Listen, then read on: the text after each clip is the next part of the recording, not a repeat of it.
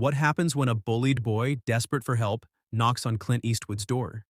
What the legendary actor does next leaves him in tears. Watch till the end to see how a Hollywood icon changes a young boy's life forever. Jake Reynolds clenched his fists as he walked down the hallway of Ridgewood Middle School. The laughter behind him stung worse than the bruise on his shoulder.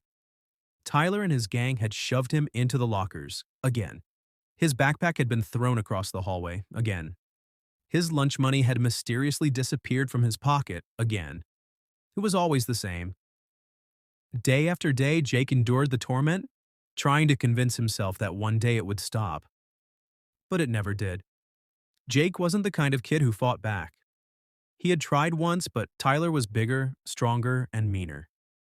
The black eye Jake had earned for his effort had taught him to stay silent. Teachers didn't do much. His mom, working 2 jobs to keep them afloat, told him to ignore them. But how do you ignore something that happens every single day?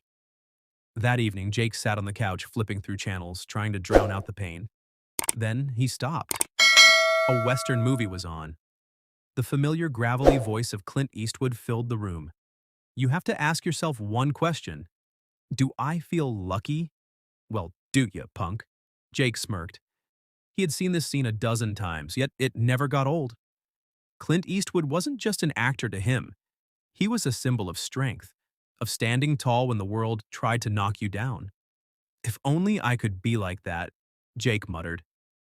Little did he know, fate was about to give him an opportunity he never expected. Jake wasn't eavesdropping, not exactly. But when he heard his mom talking on the phone that night, his ears perked up. Yeah, Clint Eastwood still lives in Carmel, she said. Can you believe it? All these years and he never left. He's got this house up in the hills, real private. Jake sat up in bed. Clint Eastwood lives in Carmel? That was only an hour from where they lived in Salinas. The thought lodged itself in his brain. What if he went there? What if he knocked on Clint Eastwood's door and asked for help? It was crazy. Insane, even. But when you're desperate, crazy ideas start to feel like your only option. The next morning, Jake made up his mind. He grabbed what little money he had, packed a small backpack, and headed for the bus station. One ticket to Carmel by the Sea. Carmel by the Sea was beautiful, unlike anywhere Jake had ever been. Quaint shops, cobblestone streets, and the smell of the ocean filled the air. But Jake wasn't here for sightseeing.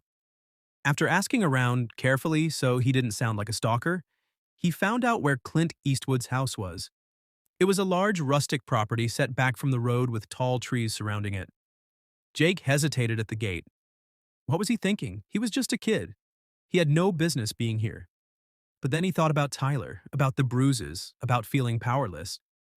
He swallowed his fear and walked up to the door. Jake knocked. For a moment, there was nothing. Then, footsteps. The door creaked open.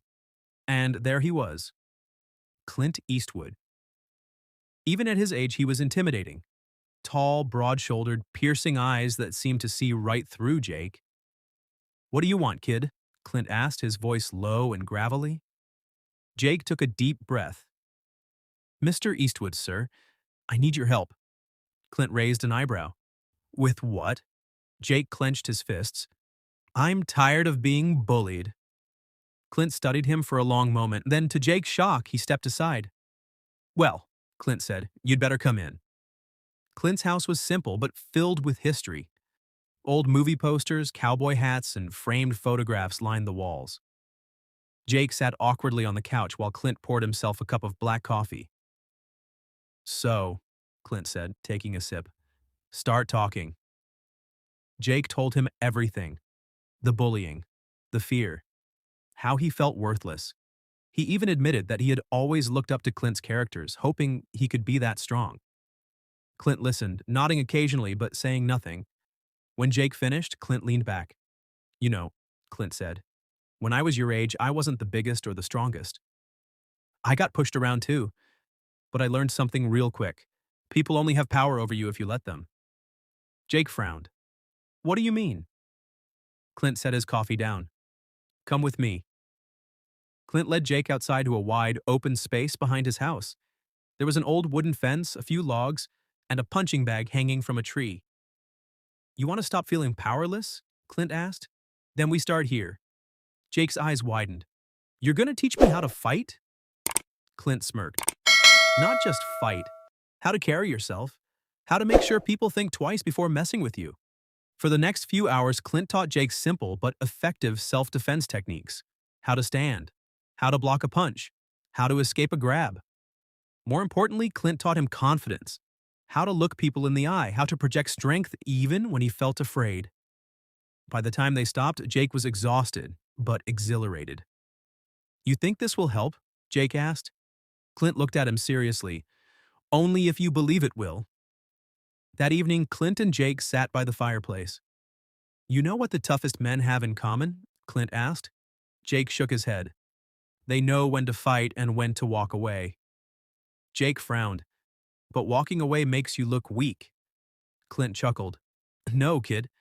Being controlled by your anger makes you weak. Real strength is knowing you don't have to prove anything to anyone. Jake let that sink in. Monday morning. Jake walked through the school doors, his heart pounding. Tyler and his gang were waiting.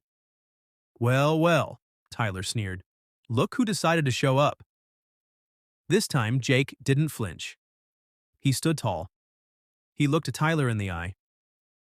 Tyler moved in closer, expecting Jake to shrink back. But Jake didn't move. He didn't need to. His confidence alone made Tyler hesitate. For the first time, Tyler wasn't sure he had the upper hand, and that changed everything. A week later, Jake wrote a letter. Mr. Eastwood, I don't know if you remember me, but I wanted to say thank you. You changed my life. I'm not afraid anymore. And it's not because I learned how to fight. It's because I learned how to believe in myself. I'll never forget what you taught me. Clint read the letter, a small smile on his face. He folded it carefully and placed it in his drawer. Another life changed, just like that. What if one conversation could change your life forever? This bullied boy found courage in the most unexpected place, at the doorstep of a Hollywood legend. If this story inspired you, don't just scroll away. Hit that like button and share it with someone who needs to hear it. And if you love gripping, life-changing stories like this, make sure to subscribe to Tailcraft, where every story is crafted to move, inspire, and keep you on the edge of your seat. Turn on notifications so you never miss a moment. Thanks for watching, because sometimes the right story at the right time can change everything. Why?